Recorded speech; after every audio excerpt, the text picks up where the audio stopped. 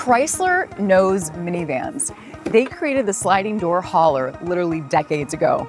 And we know minivans too. We've driven them all.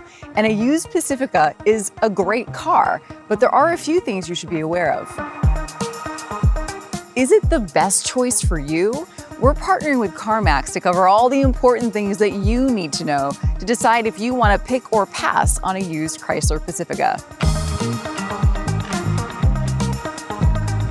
So let's take a look at some basics. This version of Chrysler's minivan came out back in 2017, and it got a major update in 2021. But we're going to focus on the 2017 to 2020 Pacifica here.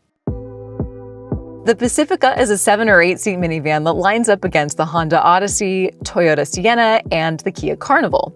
In 2025, you can typically find this generation Pacifica for $4,000 to $5,000 less than a Honda Odyssey or Toyota Sienna of the same year. You can get the Pacifica with a V6, which has been the standard engine option for minivans for the past couple of decades. However, Chrysler is unique in that they offer a plug-in hybrid version. And as of 2020, you can also get the Pacifica in an all-wheel drive configuration. Write that down if you live anywhere it snows. The first research benchmarks on any family vehicle is probably reliability and crash test ratings. So let's take a closer look. RepairPal, an independent reliability tracker we trust, gives the 2020 Pacifica an excellent rating. That's higher than the ratings for the Honda Odyssey or Toyota Sienna of the same year. According to their data, the Pacifica has an average repair cost that's about $100 less than the average minivan, and it won't require unscheduled repairs as often as its competitors. Crash test ratings are always a top concern for a family vehicle, and through most of its life since 2017, the Chrysler Pacifica has been an IIHS Top Safety Pick or Top Safety Pick Plus. But make sure to check out the specific year that you're interested in to get the full picture. You're shopping for a minivan because of the way it carries your family and because of the features it offers. Well, this Pacifica is packed with highlights inside. Right from the start, we give the Pacifica a couple of extra bonus points here because the higher trim levels actually give you an option for hands-free sliding doors that you can activate with a sensor underneath the van when your hands are full. There's a good amount of passenger space and ceiling-mounted air vents, which is a feature not found in every minivan. Also, these ceiling-mounted air vents are great for keeping little ones cool, especially if they're in these rear-facing car seats.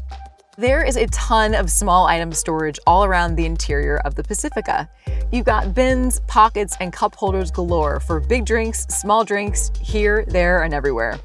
The smart design means you can easily stow a purse down and away, your morning Joe here, and they won't get in the way of anything else.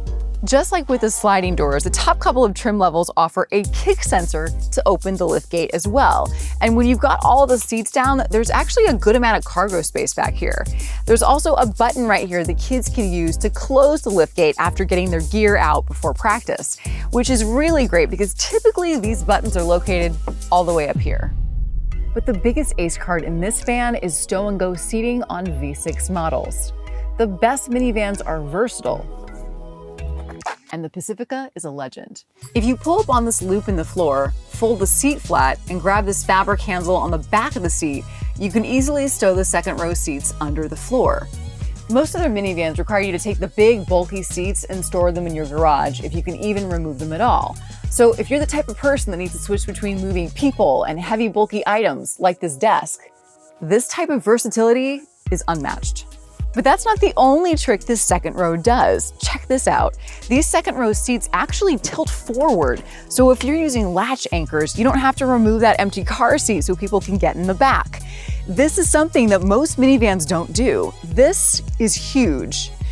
All right, that was a lot. Okay, so just a moment ago, we were singing the praises of Stow and Go, but with every positive, there's a couple of negatives, right? So what gives? Stow and Go comes with some limitations. You can't slide the seats side to side like you can in the Odyssey or move them forward and backward like you can in the Sienna. Basically, you're trading some people carrying versatility for cargo carrying flexibility. Also, since these seats can't slide back, large rear-facing car seats may not fit very well, especially with taller front passengers.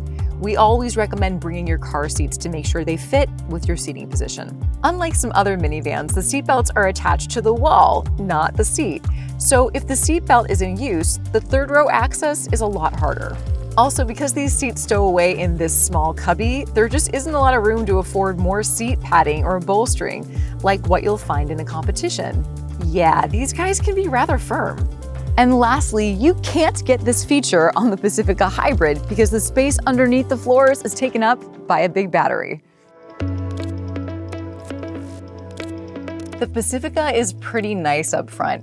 Chrysler did a great job of giving you physical buttons for the things that you use a lot, and still giving you a really smartly laid out touchscreen that keeps the cabin from feeling too cluttered with buttons. And while this setup isn't as slick as what we've seen in other vans, having physical buttons means you can find them by touch and keep your eyes on the road. You should note that Chrysler didn't add standard Apple CarPlay or Android Auto until 2018, so if those features are important to you, you'll want to avoid the 2017 model. Also, some owners have actually reported issues with this screen that required taking it into the dealership, things like flickering and also getting stuck in that rear backup camera view. So, what's the Pacifica like to drive? Well, let's be honest, folks, you're not going to buy a minivan and take it to the racetrack. So we have to be a little bit picky with how we evaluate the Pacifica to see how it stacks up.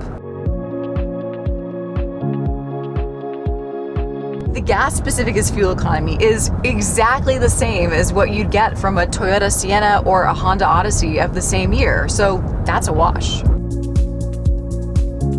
But the Chrysler's real advantage is the hybrid, with a caveat. The Pacifica Hybrid is a plug-in hybrid, which means it acts like a short-range electric vehicle with a gasoline engine that extends the range. In the case of the Chrysler, you'll be able to get up to 32 miles on electricity alone on a full battery. And once the battery runs out, the Pacifica Hybrid still gets 30 miles per gallon. The electric range is great for around-the-town driving and errands, but folks with longer commutes or who take frequent road trips may be better served with a true hybrid like the Toyota Sienna, which gets 35 miles per gallon. Though we really like the Pacifica and the V6 iteration, we're not fans of the 9-speed transmission's sluggish reaction or the fact that it seems to have trouble picking which gear to use. It just changes gears more often than it needs to. And while that's not a complete deal breaker, we just found that really annoying in the day-to-day driving. And lastly, the extra weight of the hybrid, thanks to that battery underneath the seats, just can make it feel a little bit less confident if you need to make an emergency maneuver or stomp on the brakes fast to avoid an accident. So what do you think? Is the electric range of the hybrid perfect for school drop-offs? Is Stow and Go a game changer for versatility? Could you see yourself in one of these two vans? Let us know in the comments below. As always, we love to hear from you. And on that note, we'll see you next time.